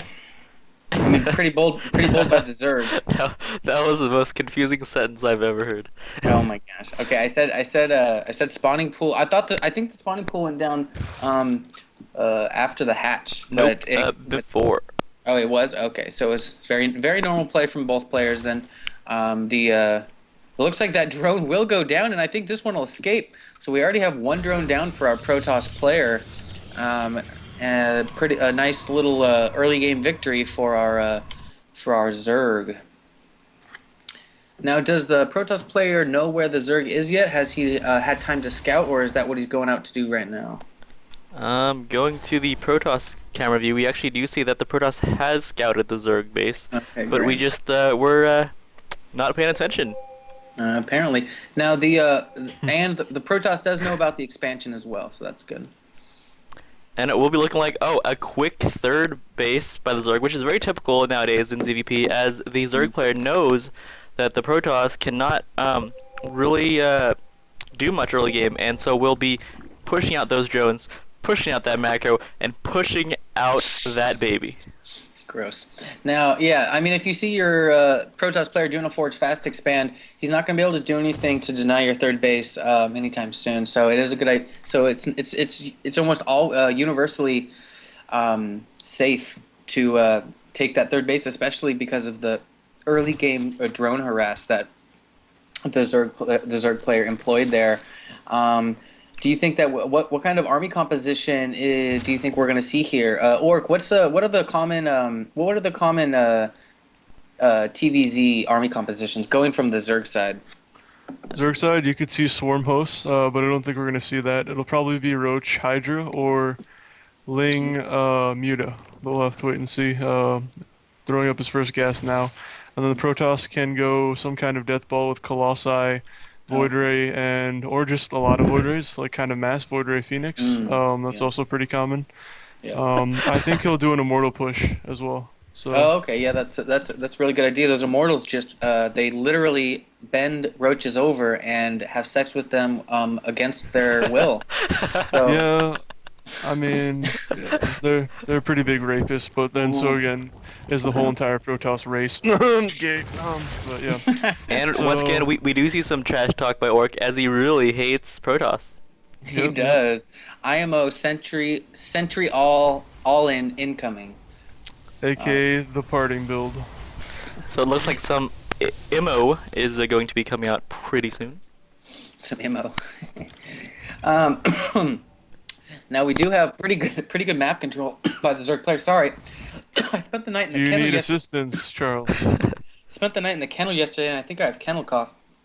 But just kidding. That's for dogs. But we do see the Zerg player droning up. But yeah, the Zerg player is doing some really good map control right now. It does have control of that middle Selnaga tower and is sending overlords to all the different parts of the map to make sure he knows exactly what the Protoss player is up to. +1 attack is about to finish for the Protoss though, so I think he is going to have the upgrade lead unless there's some hidden early started Evo chambers that I haven't seen. I don't think there are though. So so it's looking like the Protoss player is going to go for that early upgrade, heavy macro play. Do you think that the? And it looks like an epic engagement will be going on here with one soccer and Sentry versus an Overlord. Will the Overlord kill them in time? No, the DPS from the Overlord was terrible. Not even any shield damage. That's unfortunate. Now, actually, it's funny that Overlord did end up supply blocking the Zerg player, which doesn't usually happen. When only one Overlord is sent in, because that's usually supposed to be the Overlord you can send in to just sacrifice. But he did get a supply block in there for a little bit, which was nice. And it's looking like 2 more gases are going down at the third base. So we're about to have lots and lots of gas coming in for the Zerg player, which is always good because Zerg is a very gas-heavy race. Absolutely. I mean, those Overlords are just filled with helium. Mm-hmm. Now, it's looking like if we look at the active forces tab, the Zerg player is ahead. He does have about 1,000 minerals of army, more than the Protoss player. But or does the active forces tab include the drones, or is it only army units? Let's see. Let's go to the units tab and see what we actually have going here. It looks like the army units we do have on the field are 6 Hydralisks and 3 Zerglings versus the 9 Zealots, 1 Immortal, and 1 Stalker and 1 Sentry from the Protoss player. So it does look like the army composition or army value is higher for the Protoss player right now. I have something to add real quick. If the What's that? Zerg player lets the Protoss get his third up, which is almost halfway done, this game's going to be over, in my You think opinion. so? Yeah, definitely. Why is that? Because Protoss on 3 base, like if it's plat versus plat, which is pretty much what this is, yeah, good luck beating Protoss, especially with the comp that he's going. Yeah, but I mean, the Zerg does have Swarm Host, so I guess he's doing Roach Hydra Swarm Host, which is a pretty good comp, but it's really gas heavy, so we'll have to see what happens. That's it. So it is looking like Zerg will be tossing on his 4th hatchery over here. Or do you think that being one base ahead of the Protoss will be good at this point, or do you think that Protoss on triple base will just wreck Zerg no matter what? Down at the lower leagues, even though this isn't really that low since it's plat, the death ball is even more scary than it is at the pro level, like with top Koreans. That's my opinion, and it remains to be seen in this game, but we'll have to see.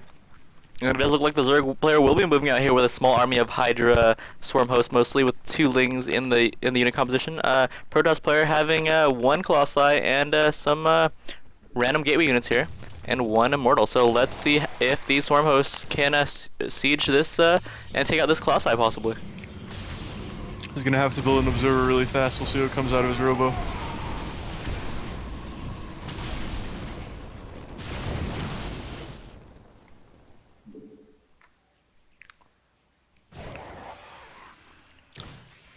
Protoss is keeping his upgrades going. They're looking pretty strong. He's about to have 2-1-1 for attack, shields, and armor. And then our Zerg player's on 4 base. He's getting it saturated, and his upgrades are currently he's getting 1-1 for ground melee and armor for all ground units, which is pretty interesting, considering he has a lot of Hydra or a good amount, and he's making swarm hosts which make locusts, which also benefit from range upgrade too. Absolutely, that range upgrade is very crucial for the swarm hosts. And Crucifix has left us because his phone ran out of batteries, so that kind of sucks. A very interesting situation for our Crucifix here. Yep. Pretty imba, if you ask me. And it looks like these swarm hosts will be constantly sieging this Protoss line. What do you make of this? I mean, will Protoss be forced to move? I think he will soon. He just needs to get. Does he have yeah, he has an observer now. He could push out and crush the Zerg's army if he wanted to. But we'll have to see what happens. I think he's just gonna get up to 200. Looking like these locusts will be getting melted here. But fortunately for the Zerg player, locusts are actually free. They are indeed. But yeah, the Zerg player is going to be really behind in upgrades, which I think will end up costing him the game. Because the Protoss is at 2-1-1, and see, the Zerg is going to have 1-1. We have a run-by going on right here. Looking like the run-by will be taking out a few probes. Half of the Ling army will be running into the main here, taking out even more probes here. Looking at the workers killed count, we do see that, yeah, it's quite a bit. Probes are flowering, and zealots are being warped in to defend this. So, very powerful attack by the Zerg, killing a total of 38 workers. That was definitely a big attack. Now, will he get this 3rd base? Looking like Bookstar will be going down here, but the Colossi seem too powerful, as the 3rd base will remain functional. Now, the run-by on his natural, on the Protoss's natural, was really big, but not getting that 3rd was even bigger. So, because basically the Zerg's still on 3 base except for the 2 gas at his 4th. He does have Ultra now, which I see why he was getting those upgrades, if he planned it all along, or if he was just getting them in general. But, yeah, and the Zerg's spending pretty well. Spending his income pretty well. But, yeah, just upgrades are pretty crucial in this game. And it is so looking, we'll have to see. And it is looking like Ultralists are being tossed in the mix here. Do you think Ultras are a pretty good response to this Protoss army? They're not used in ZVZ as much, but Ultras in ZVT and ZVP are very, very good. They're pretty good units, yep. And it does look like the siege will be repeating itself as these locusts will kill a few zealots. And will the Protoss be moving out? Nope. Just gonna wait for a complete death ball, 200 food. Very interesting decision here. Do you think that it was a misplay by the Protoss to not just move out and kill all these swarm hosts?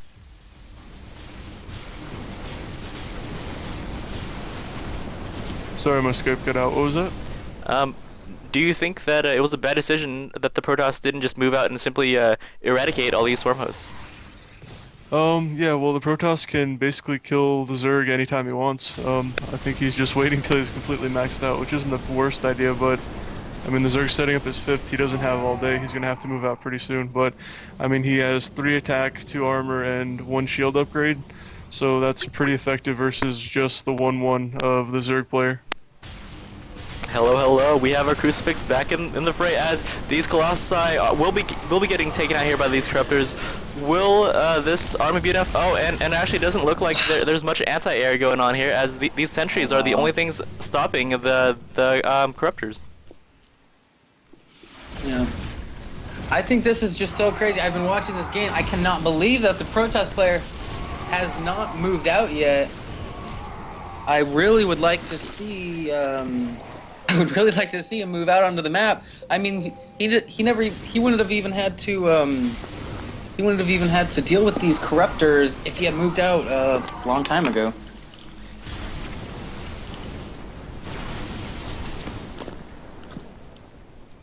Yeah, very interesting. He's just Oh, and he finally does. and he it looks will like moving it. out. Looking like many units will be going down wow. on both sides of this conflict here, but it looks like the Zerg player will be using his Swarm Host to tank quite efficiently here, wow. as a Locust combined with the Ultras simply decimate Zealot Colossi. Yeah, the Zealots just, there weren't enough, I feel like there just wasn't enough meat in the front of the army to tank those Ultralisks, and honestly, if he ends up losing this game here, it's going to be because he waited too long. Those High Templar try to morph into an Archon, but that's going to die. I'm going to be very disappointed. Oh, and there it is. The GG has been called, and that game was completely... The losing of that game was completely due to the fact that the Protoss waited so long to move out. Absolutely, and it is important to note that we did not see a GG. No GG. I think he was very frustrated that he lost. Yep, absolutely. I mean, the Protoss player was in the lead for quite a while there, and yeah, things happen. He had the upgrades he needed. He just didn't have the cojones, I guess. But I mean, I can't blame him. He did a lot better than I did, that's for sure. So, let's see.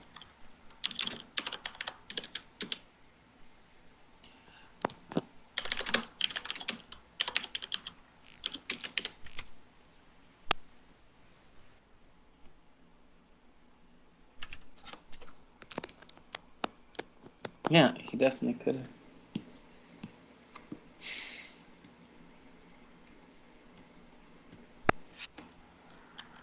Looks like Versus is gonna be our next opponent here, our next matchup.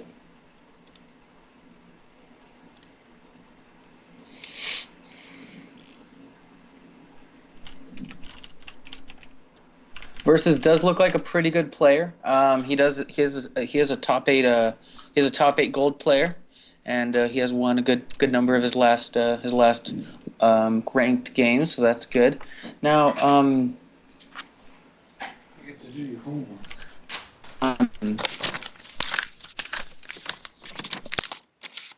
Sharp Eyes, do you know how to get to the statistics on how you do versus the different races? Hello?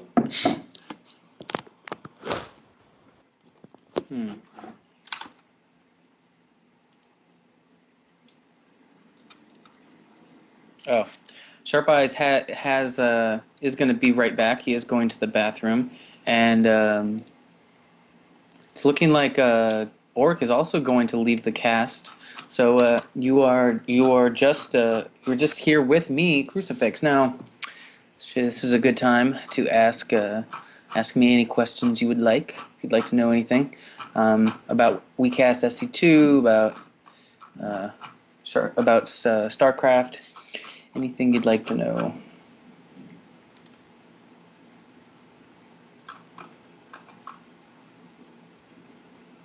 Hello, hello, I'm back. Oh, hey, what's up, Sharp?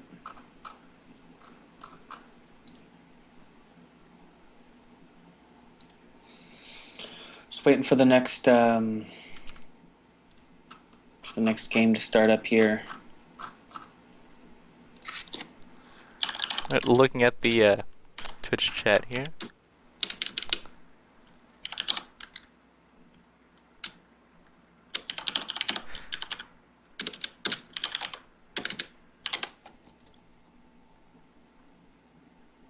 Alright, so it does look like a wizard did state a while ago that, wow, Esterice is plat.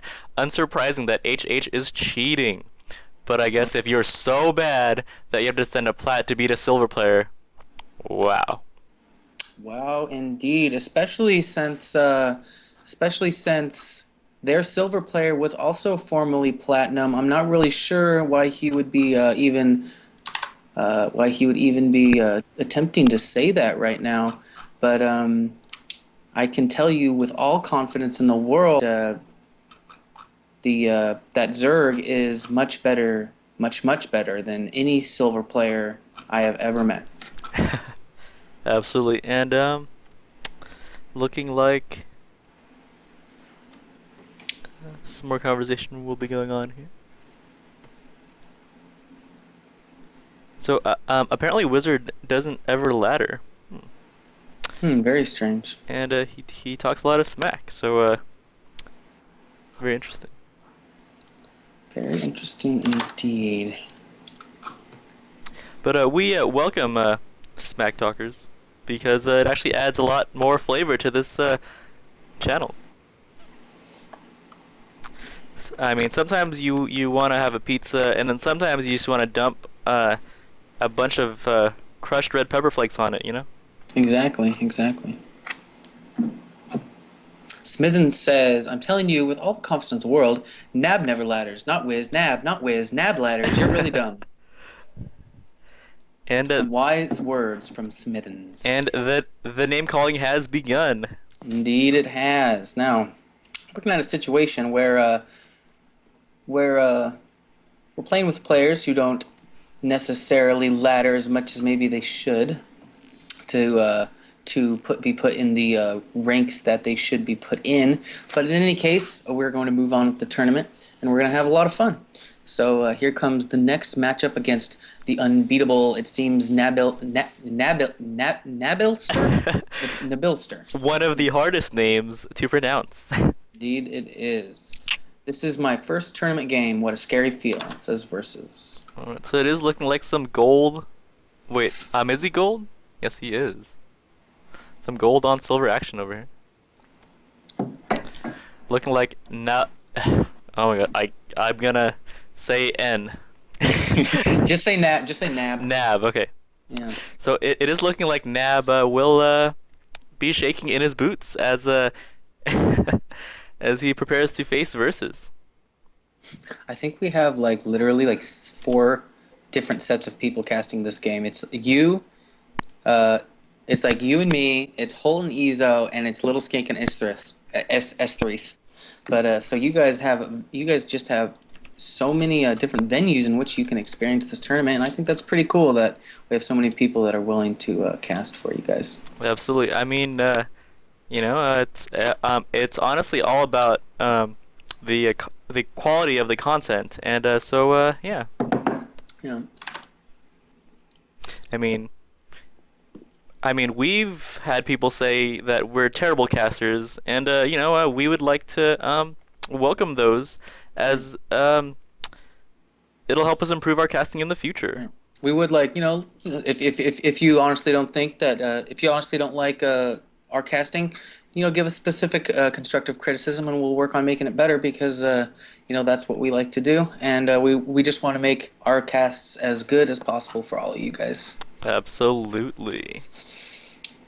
Now, let's see here. I think we're going to start the game momentarily as soon as everybody's ready. It says, Hippie Corpo says, okay, go, and the game has started. So it does look like some Zerg on Zerg action here.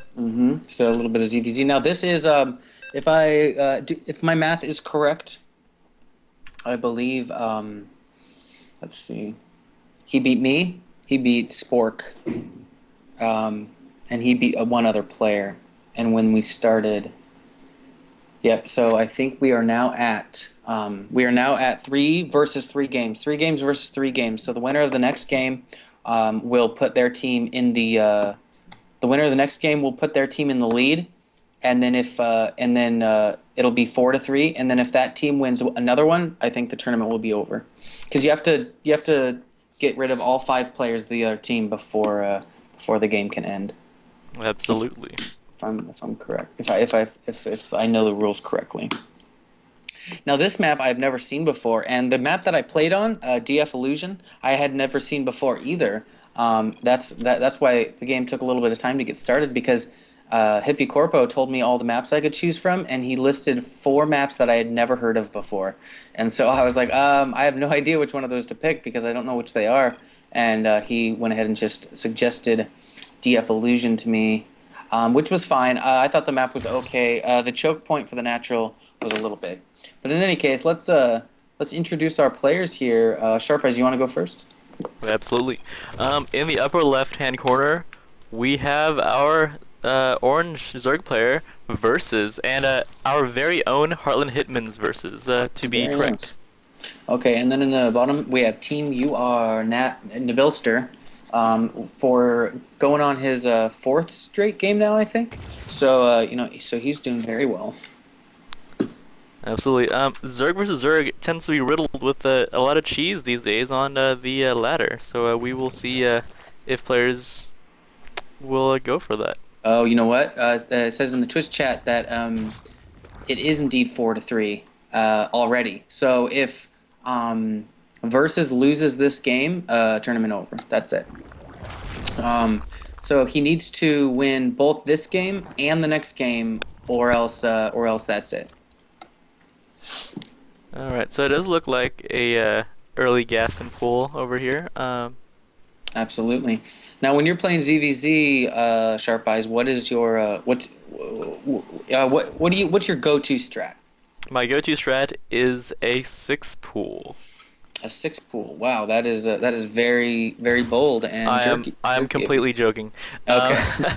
Actually, there's many viable strats in ZVZ. There's a 6 pool, which is semi-viable. There's 8 pool. There's 10 pool. There's 14 pool. There's 15 hatch. I don't know. Just so many like all sorts of possibilities stuff. in ZVZ. So you just you start the game. You look around. You're like, what do I feel like doing? I'm gonna just do this. Well, personally, I start up a game. I flip a 5-sided coin. That's a big coin. And then I decide which strat I'm gonna go with. Now, let's see. Oh, it's looking like we we do have a spine crawler down at the lower left-hand corner here for Nabilster, and some Zerglings coming out onto the field. It looks like we do have 6 Zerglings already on the field by for both Nabilster. players, actually. Oh, okay. So kind of a mirror build going on here. Do you think we're going to see some early aggression, or are these just to prevent? Are these just to defend for both players?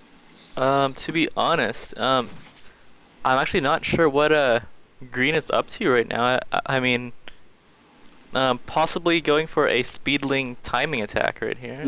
Okay. And same with Orange. So yeah, it looks he took like off a mirror. He took off his Zerglings in order to he took off his drones from the gas after he got enough for speed. And now he's just building as many Zerglings as he possibly can. I don't know. He's not even building any more drones, is he? He's only building Zerglings. So and it does look like an engagement here will be going down. Oh wow, yeah, some Zergling v Zergling action. It's not looking like it's not looking like Versus came with quite enough Zerglings to close that down, even though he had significantly more. But now we're in a position where.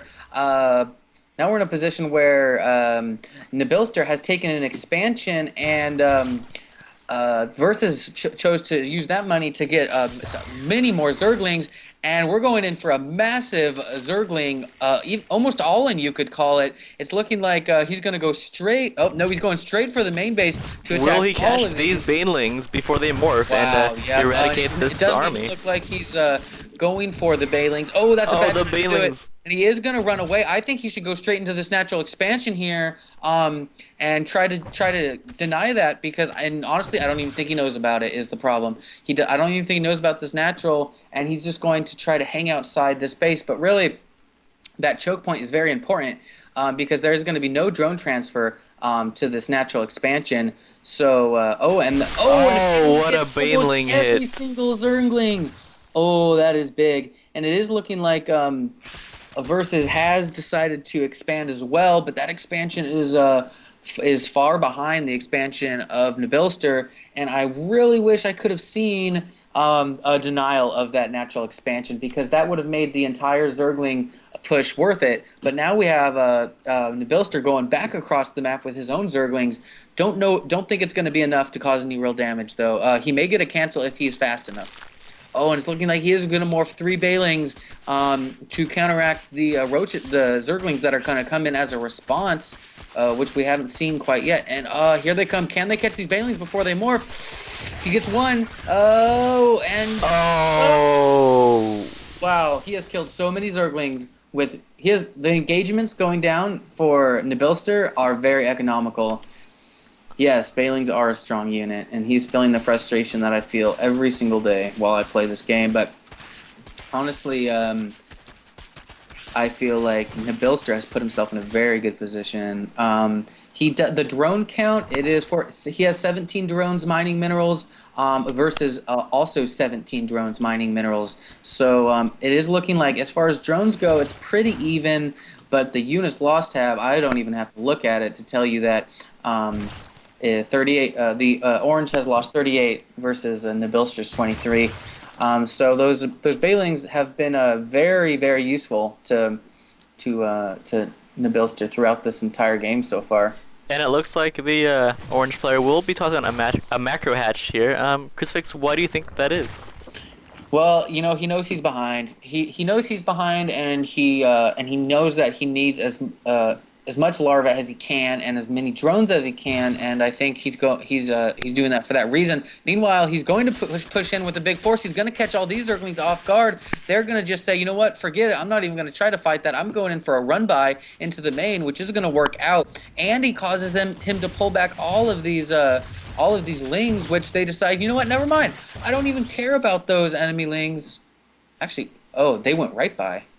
So they did end up killing a good portion of them. Yeah, they're sitting there right next to the base now, and it's looking like the Zerglings here are going to push out and try that same strat again. And Nabilster has a good amount of his own, but not enough, and he doesn't have any Bailings. Oh, he has a couple. Can Versus split well, or is he going to lose them all again? No, it doesn't look like he does. He still has almost all of the Zerglings he came there with, and it's looking like he could kill a lot of drones here, which is very good. There are spine crawlers here for Nabilster.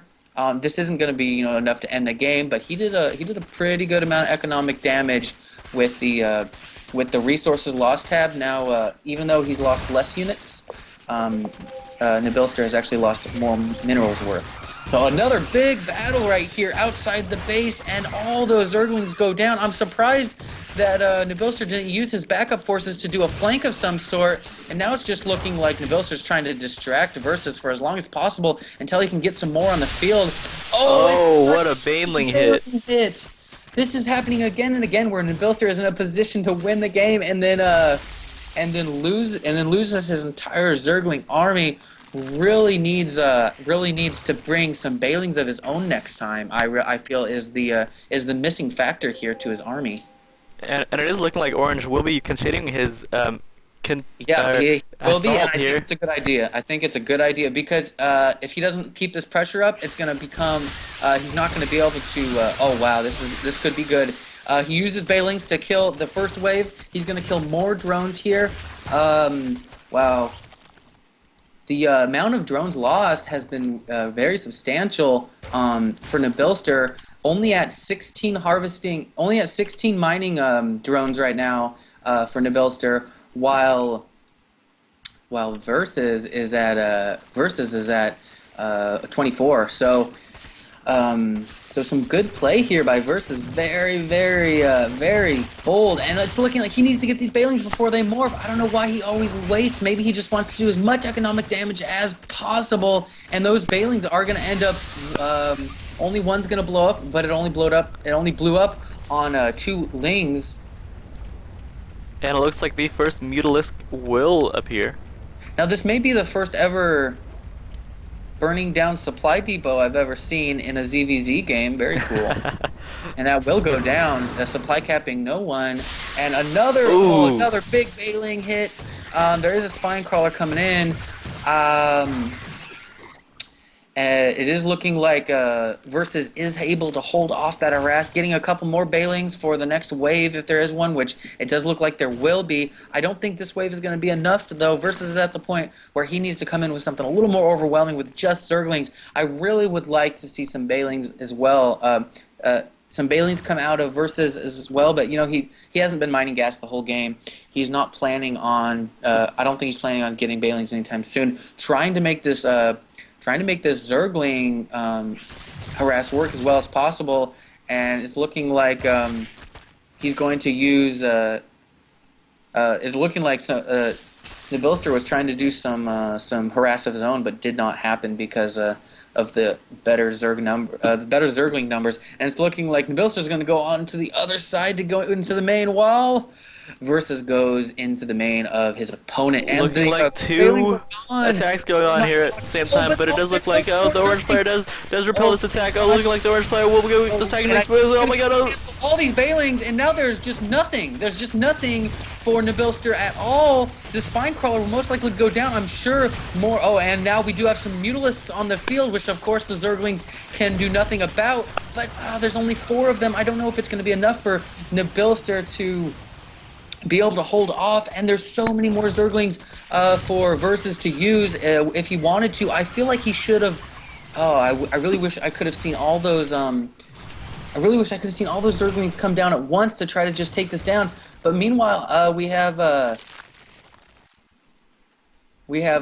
just a really good harass coming down from Versus. Lots more Zerglings, but these bailings are about to finish. Hopefully they won't kill too many. It looks like that spine crawler will not go down, and all these Zerglings will once again get cleaned up. And now that Nabilster has Mutalisks on the field and will most likely be morphing more, when Nabilster gets too many Mutalisks, we could see a GG because, the Spore Crawler numbers are very good. I will say that the Spore Crawler numbers are very good from Versus, but I would have liked to see I really would have liked to see a third expansion from Versus a while back after the macro hatch, because he was in a position where he could do that because Versus was on such he's gonna go over to his right over to the main base for sure, and wow, this is a lot of Zerglings. What is Nabilsker preparing at his own base? It looks like he is going to just have one bailing meet that pack to meet these 3 Zerglings at first. And what a nice pull by the orange Zerg. But there's more. Here comes another one. Oh, and there's a bailing right there. But they're wow, he's doing some very nice micro here. I commend the Versus a lot, but there are 5 bailings here ready to do some damage, and lots of Mutalisks. Ooh, shoot! Ooh. Oh wow! And one bailing does go off. I think he can get a lot of drone kills here, even if this doesn't end the game. This is going to be so many. But the bailing hit was huge. Once again, the queen does go down. He's trying to get the Spore Crawler, and I don't like that play. I wish he would. Well, I guess he knows that there's not too much he can do. But now he does have 33 out of 24 on his natural expansion while he cleans up the rest of those Zerglings at his main. And it's looked like Versus has started to stabilize a little bit, but the Ling numbers from Nabilster started to stabilize, but the Ling numbers from Versus are they're nonstop. They're very impressive, but I don't know. Eventually it's just not going to be enough anymore, right? I don't know. Absolutely. I mean, with the amount of Mutalisks here, things are not looking good.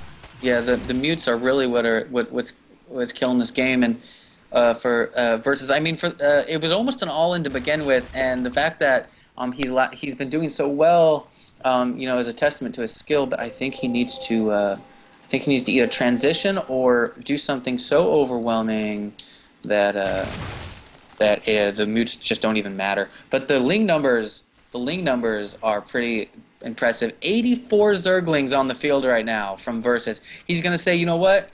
If several packs of of 20. If several packs of 30 lings isn't going to do it, how about one ginormous pack of 84? Now the Bailey numbers are also equally as impressive, and Versus really has enough Bailings right now to kill all 84 if he gets good connections. So we'll see if the micro is good enough to kill those Bailings and still have enough left to battle the Zerglings of Nabilster plus kill all those buildings before more can come out. What I'd like to see is if a focus fire. Ooh, and it is looking like the attempted expansion by Nabilster was canceled because it was scouted by Versus. And meanwhile, we do have a third expansion finally going down for Versus, which Nabilster does see, and I think those. Oh, and we do have a Muta and a Ling. We do have Muta and Lings coming over to deny that third base. Sharp Eyes, what do you think is going to happen here? I think that Orange is actually playing very smart right now, as he is waiting for Green to attack him, and then he's gonna send all of his lings and hopefully win the game. Done is what Versus says. All the Bailings. Oh wow, all the Bailings are dead now. There's so many. He's just gonna go all over. Will we see a pullback from the Zerg player? His mutas are still on the other side of the map. I think he's kind of concentrating on just trying to maybe do some sort of base trade scenario, but I don't know. There's so many Zerglings here, just so many. They are getting cleaned up slowly but surely, though. I think the natural expansion is going to go down as well as all the buildings. And I'm very surprised that these mutas are still just staying at what used to be the third base, and it looks like they are just going to move right into the main base of Versus. And there's just there are so many Zerglings in the base of Nabilster right here, and this is definitely a base trade scenario. I do think that the numbers for Versus are much better, but he's not using his. Oh wow, there's a big Bailing hit right there, but I don't think the numbers he's using his Zergling quite as efficiently as he could. He will lose them eventually to the Spine Crawlers if he doesn't focus them down. It does look like they're going to go down now, and he has been able to clean up the harassment in his own base. So what do you think is going to happen here, Sharp Eyes? I think a GG should be imminent. Yeah, he never did take down the natural expansion though, which is actually kind of interesting, which is allowing Versus to continue to produce units from that hatch. And if this attack does not kill Nabilster, he will have lost almost every single drone he has, but he will still have two bases, which he doesn't need to have. But meanwhile, it's looking like the Zerg player is going to the Zerg player. It's looking like Versus is going to build a secret base in the upper right-hand corner while he continues. Very interesting, as the green player actually has a very big bank right now and a bunch of larvae, but look at all that air larva. control. Look at all that larva on his macro hatch that is just not used. Oh my gosh! But the Ling numbers are once again very good. And okay, now he just used it to get lots and lots of Zerglings. So I wish Versus could have. I wish Versus would have pushed in a little longer ago. And now the Ling numbers from Nabilster are equally as impressive. This is going to be very close. Well, with the Lings and the Bailings, I think the Versus does still have more Lings. He does. He has a Ling. He does have 5 more. But that could have been that Bailing. And it does look like one Zergling is going to come back to kill that Bailing, and it's not going to. And it does die. So some good play there by Versus. Meanwhile, that base in the upper right-hand corner has not been spotted and will get has not been spotted, and it will get it is going to start mining right now, or just momentarily, as soon as Versus remembers to put those drones to work. But having having some mining there is very important, because Versus has been out of money for a long time, and this is really Versus' lifeblood right here.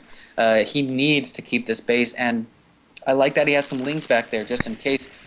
But army-wise, Zerglings from was there an engagement while I wasn't watching? But the army composition from Versus, regardless of size, is much better.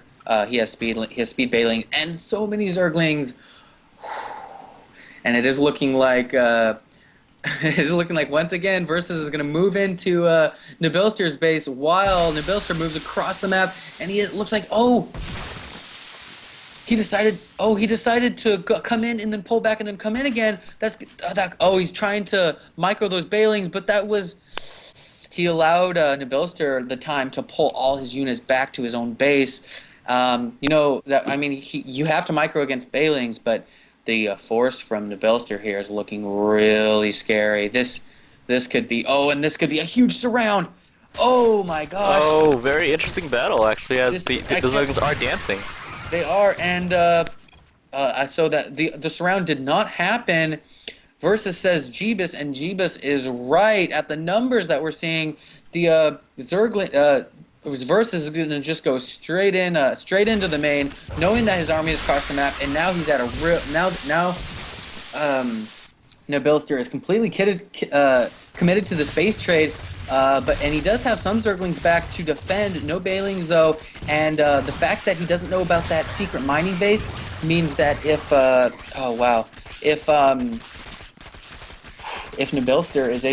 Versus is able to kill the base of Nabilster, all these bases, then he could be in a position to just win the game, because Nabilster will have literally no mining, and Versus will, and he'll be able to defend that with all of the Zerglings after he's done killing the base. Yeah, he has that secret base there, and hopefully, Versus really doesn't want Nabilster to find out about that anytime soon. But all these Zerglings are going to get cleaned up, and now, Nabilster has no mining, and Versus does, but and it's looking like Nabilster is going to scout this base here, and the Lings are going to go over there immediately.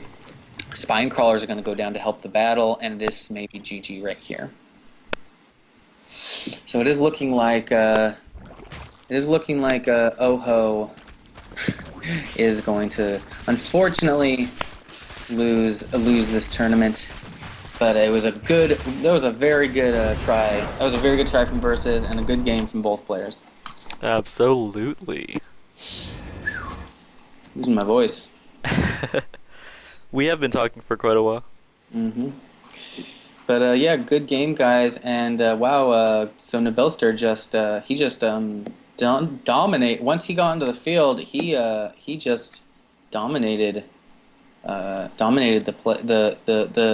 players, going 4-0 to finish off the tourney. He is possibly the best silver player ever. Ever. Probably. Now, the other team did say that he doesn't ladder, but no, that would be helpful to ladder before a tournament. That is crazy. I mean, as a silver player, he just wrecked all of our gold players. And especially, and he wrecked a Threes that is a former plat player. So he is a very good silver player indeed. Let's see here. Yep. So yeah, if you just look at the workers active, that's actually a crazy graph to me. I don't know if you already exited out, but if you look at the workers active, even through all that harass from Versus, he had more workers than Versus the entire game, especially at the end. So that's crazy. Even with all that Ling harass, he was able to keep his drone count above Versus. And that was one of the things. I really wish Versus would have taken a third base so much earlier, because he could have had so many more minerals, and would have been able to make a lot more Lings, I think. Absolutely. The worker count actually was very good by the green player up until the very end of the game, where he actually lost almost all of his workers and ended the game with just Lings. Right. I mean, he was in a really good position. Honestly, if I'm not even kidding, if at the very beginning of the game when he came into that base, if he had taken down those Bailings that were building, he would have gotten them before they were able to finish, and he could have probably ended the game right there. But because of like that very first Bailing, first really good Bailing connection, he allowed Versus time to get more Bailings in, and then he had like 2 more really good Bailing connections after that, and that put him in a position where, oh shoot, this all-in is starting to look like it's not going to work. Now I'm behind, and he didn't know about the natural expansion and didn't focus that down while he was just waiting there, camping outside of Nabilster's base. So I think Versus made a few mistakes that really cost him in that game. Absolutely. Well, it looks like the tournament is over. Congratulations to the other UR-comp. UR-comp. Team UR-comp, the victors. Absolutely. GG guys, and hopefully we'll be casting next week's BSG, and maybe oHHo can see a little bit more success. Absolutely. See you guys soon. My name is Sharp Eyes. And I am Crucifix. And until next time, Keep on playing. keep on playing.